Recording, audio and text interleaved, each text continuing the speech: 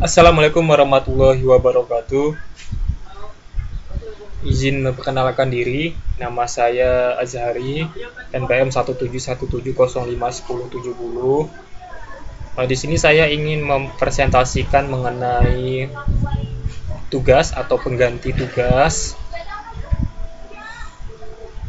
yaitu di mata kuliah Bioinformatika. Tugas ini diberikan oleh dosen pengampu saya yaitu Pak Favorizen. Nah, jadi di dalam tugas ini itu saya harus menjelaskan 5 poin, yaitu protein sequence dan fungsinya dalam sel, lalu proses terbentuknya sequence protein, dan yang ketiga itu struktur sequence protein, dan yang keempat itu metode-metode dalam menganalisis sequence protein, dan yang kelima itu tentang toolsnya dan database dalam menganalisis protein. Jadi sebelum saya memulai slide selanjutnya, terlebih dahulu saya ingin memohon maaf apabila dalam video ini terdapat suara-suara bising karena ada tetangga saya yang menggunakan sound system untuk mendengarkan sebuah musik. Baiklah. Pertama, saya akan membahas mengenai apa itu sequence protein. Jadi, terlebih dahulu kita harus tahu dulu ya, protein itu apa, gitu kan. Nah, jadi protein itu merupakan salah satu dari kelas nitrogen organik senyawa yang memiliki molekul besar terdiri dari satu atau lebih rantai panjang asam amino dan merupakan bagian penting dari semua organisme hidup. Artinya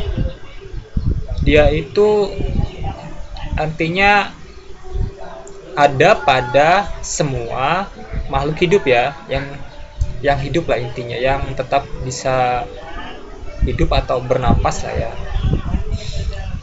Jadi ini juga sebagai struktural komponen jaringan tubuh seperti otot, rambut, dan lain-lain ya. Ini juga sebagai enzim dan antibodi. Artinya semua yang hidup membutuhkan protein.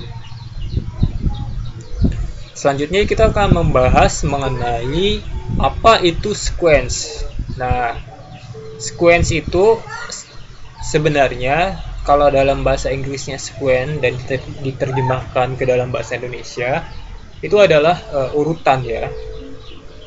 Jadi kalau dalam bioinformatika itu dia ini kayak urutan-urutan tertentu gitu. Jadi sequence itu urutan tertentu di mana hal-hal terkait mengikuti satu sama lain. Artinya ya, jika ada A maka ada B gitu ya. Artinya saling berketerkaitan. Jadi saling mengikuti gitu ya. Nah, dia juga itu mungkin kita akan berpikir mengenai ini adalah suatu rangkaian. Nah, itu juga mungkin tepat gitu kan. Gerakan atau item terkait yang mengikuti satu sama lain dalam urutan tertentu. Benar yang tadi ya, artinya saling berketerkaitan satu sama lainnya. Baiklah, next. Nah, di sini kita akan membahas pengertiannya ya. Protein sequence dan fungsinya dalam sel. Pertama kita akan membahas terlebih dahulu itu proteinnya dulu ya. Untuk protein sequence ini dia ternyata mempunyai nama lain atau sequencing peptida ya. Dia itu merupakan proses praktis untuk menentukan urutan asam amino dari semua atau sebagian protein atau peptida. Ini juga mempunyai fungsi untuk mengidentifikasi protein atau mengkarakterisasi, memodifikasi pasca translasi. Artinya yang tadi, sequence itu tadi itu adalah proses dari urutan dari asam amino tadi atau susunan dari asam amino yang isinya itu merupakan sebagian ya. Jadi dia itu atau sebagian dari proteinnya. Ini nih yang mempunyai fungsi untuk mengidentifikasi protein dan juga mengkarakterisasi, memodifikasi pasca translasi. Biasanya sequencing parsial protein ini memberikan informasi yang cukup gitu ya, antara satu atau lebih dari sequence-nya.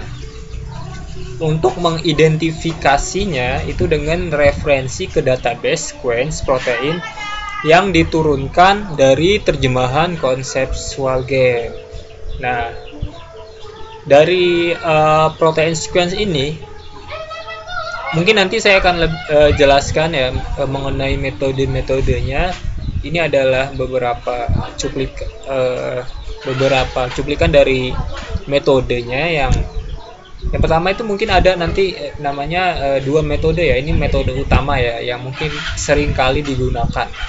Yang pertama itu spektrometri massa dan yang kedua itu degradasi Ednan. Ini nih dia menggunakan sekuensator protein. Dan metode spektrometri massa ini nih kayak yang biasa paling banyak digunakan oleh sequencing untuk sequencing ya dan identifikasi protein. Tetapi degradasi Ednan ini menjadi alat yang berharga untuk mengkarakterisasi N-terminus proteinnya. Nah, ini kita akan membahas mengenai fungsi dalam selnya ya. Mungkin kita akan mengupas di mana fungsi protein dalam sel. Yang pertama itu sebagai enzim. Hampir semua reaksi biologis dipercepat atau dibantu oleh suatu senyawa makromolekul spesifik yang disebut enzim. Artinya hampir semua ya reaksi biologis dalam tubuh kita atau dalam makhluk hidup ini itu dibantu oleh senyawa makromolekul yang disebut enzim tadi ya. Karena fungsinya dalam sel ini pun dia sebagai enzim. Artinya dari reaksi yang sangat sederhana ini ya, dia itu mempunyai reaksi transportasi karbon dioksida sampai yang sangat rumit seperti replikasi kromosom. Nah, yang kedua di sini ada alat ya, sebagai alat pengangkut dan penyimpanan. Artinya fungsi protein itu pun sebagai alat pengangkut ya, karena banyak molekul dengan massa molekul serta beberapa ion dapat diangkut atau dipindahkan oleh protein-protein tertentu. Misalnya, hemoglobin mengangkut oksigen dalam eritrosit, sedangkan mioglobin mengangkut oksigen dalam otot. Dan yang ketiga itu pengatur pergerakan, di mana ya protein ini nih merupakan suatu komponen utama daging ya. Gerakan otot ini terjadi karena adanya dua molekul protein yang saling bergeseran. Selanjutnya itu penunjang mekanis. Kekuatan ya, sama daya tahan robek ketika kulit robek gitu ya, atau tulang gitu ya, itu mungkin disebabkan adanya kolagen. Nah, jadi suatu protein ini berbentuk bulat ya, bulat, panjang, dan mudah membentuk serabut ya. Selanjutnya itu pertahanan tubuh atau imunisasi ya. Jadi protein juga fungsinya yaitu sebagai pertahanan tubuh. Biasanya ini dalam bentuk antibodi, yaitu suatu protein khusus yang dapat mengenal dan menempel atau mengikat benda-benda asing yang masuk ke dalam tubuh kita. Contohnya kayak virus, bakteri, dan sel-sel asing lain. Nah, selanjutnya itu sebagai media perambatan impuls syaraf. Nah, mengapa demikian ya kan? Karena protein yang mempunyai fungsi ini biasanya berbentuk reseptor. Di mana misalnya rhodopsin itu suatu protein yang bertindak sebagai reseptor penerima warna atau cahaya pada sel-sel mata. Dan yang terakhir itu adalah pengendalian pertumbuhan. Artinya fungsinya sebagai pengendali, fungsi dari protein itu sebagai pengendali pertumbuhan. Nah, jadi protein ini bekerja sebagai reseptor dalam bakteri ya. Jadi dia dalam bakteri itu dia sebagai reseptor yang dapat mempengaruhi fungsi bagian DNA yang mengatur sifat dan karakter bahan. Oke, untuk selanjutnya. Di sini kita akan menjelaskan mengenai kegunaan dari sequence protein itu ya. Mengapa kok diperlukan ya namanya sequence protein? Yang pertama itu untuk menentukan komposisi asam amino. Jadi untuk mengetahui asam amino, komposisi dari asam amino itu dibutuhkanlah namanya sequence protein. Yang kedua itu seringkali biasanya diinginkan untuk mengetahui sebuah komposisi asam amino dari protein sebelumnya. Dan juga ini untuk menemukan urutan yang dipesan sebagai pengetahuan yang dapat digunakan untuk memfasilitasi penemuan kesalahan dalam proses pengurutan atau membedakan antara hasil yang belum jelas ya, ambiguitas yang belum jelas.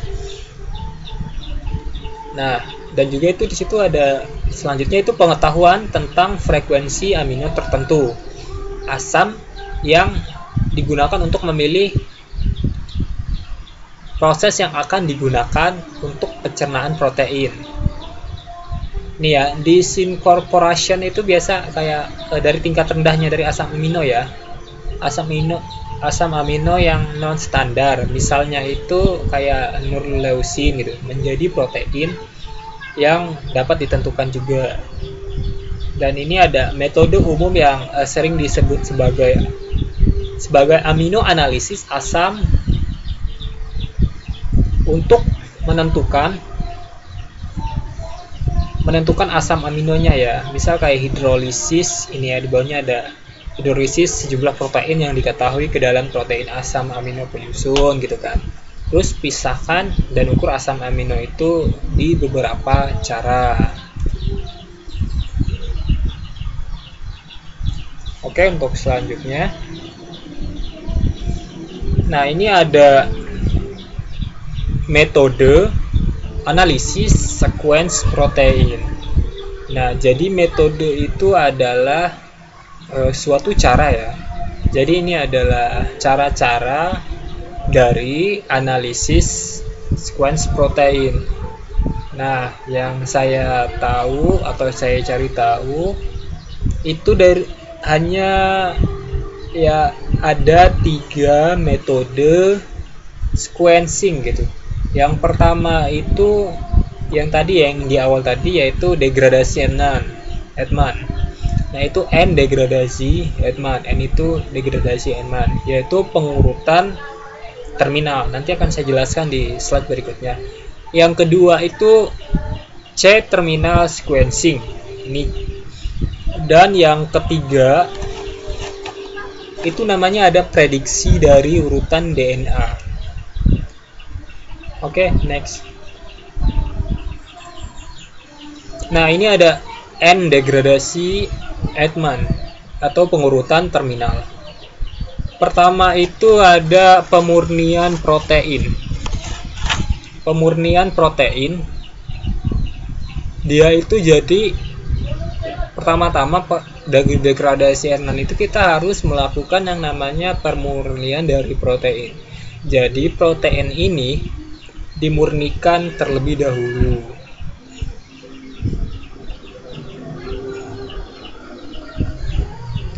Yang kedua itu ada denaturasi protein ya. Denaturasi protein. Yang ketiga itu ada pencernaan protein. Dan yang keempat itu ada namanya pelabelan protein atau pelabelan ya N-terminal. Dan yang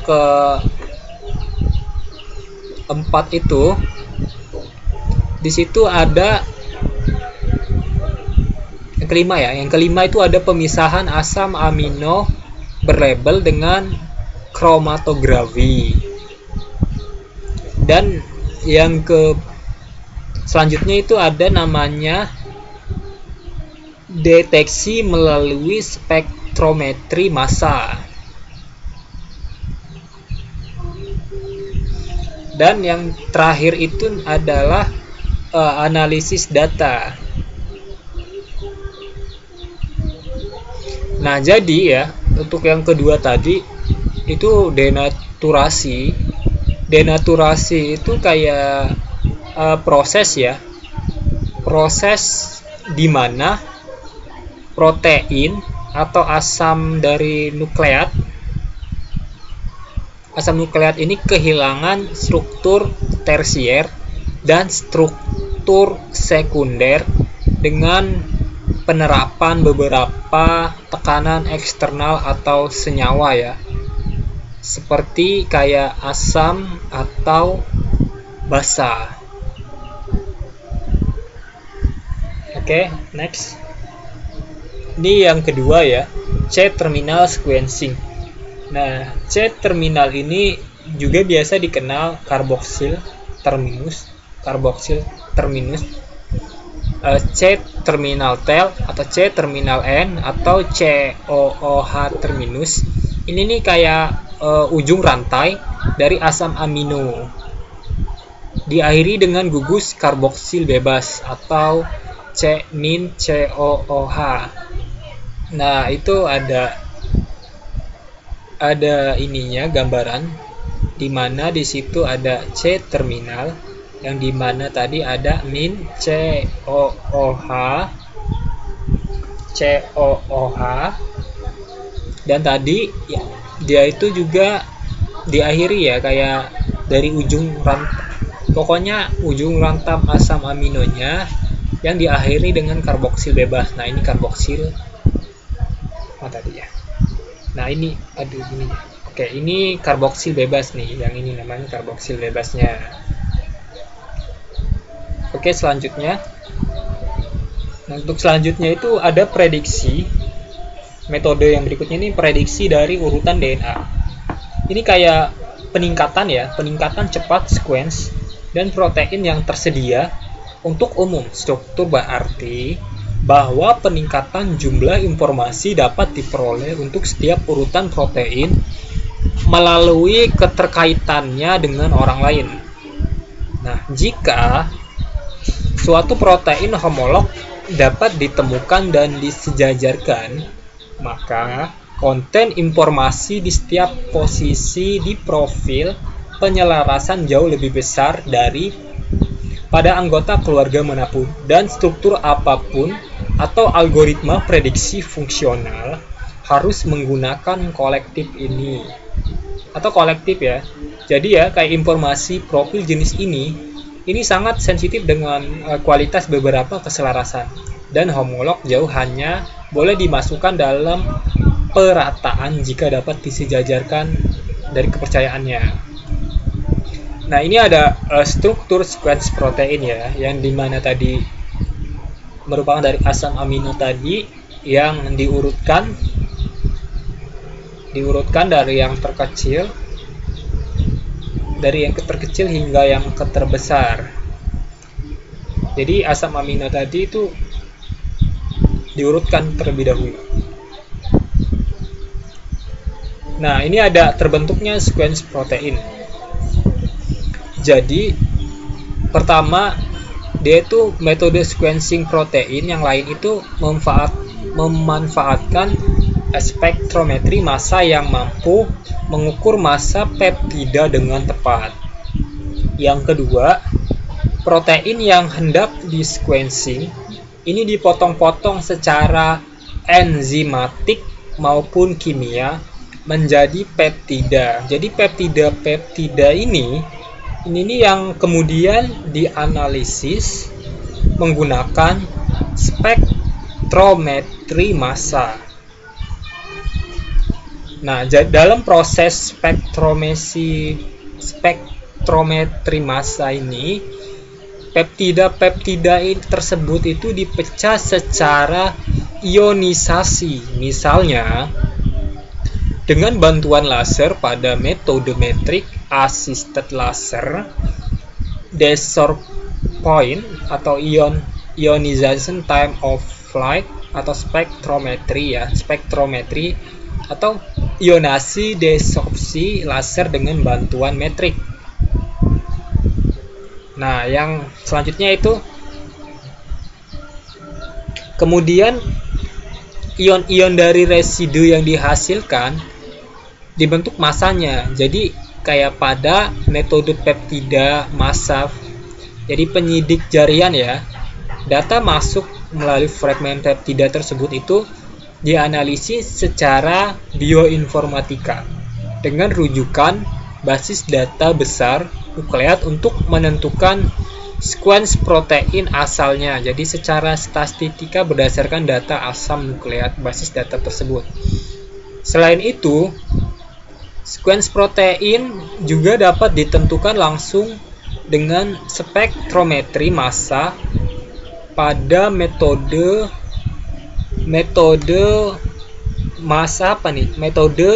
tandem mass spectrometry.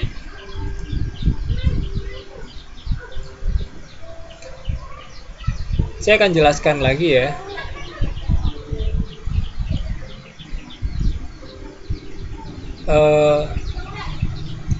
Artinya ya, dari yang pertama tadi, sequence protein itu merupakan urutan ya, urutan dari kelas nitrogen organik senyawa yang memiliki molekul besar. Jadi dia kayak suatu urutan yang memiliki molekul.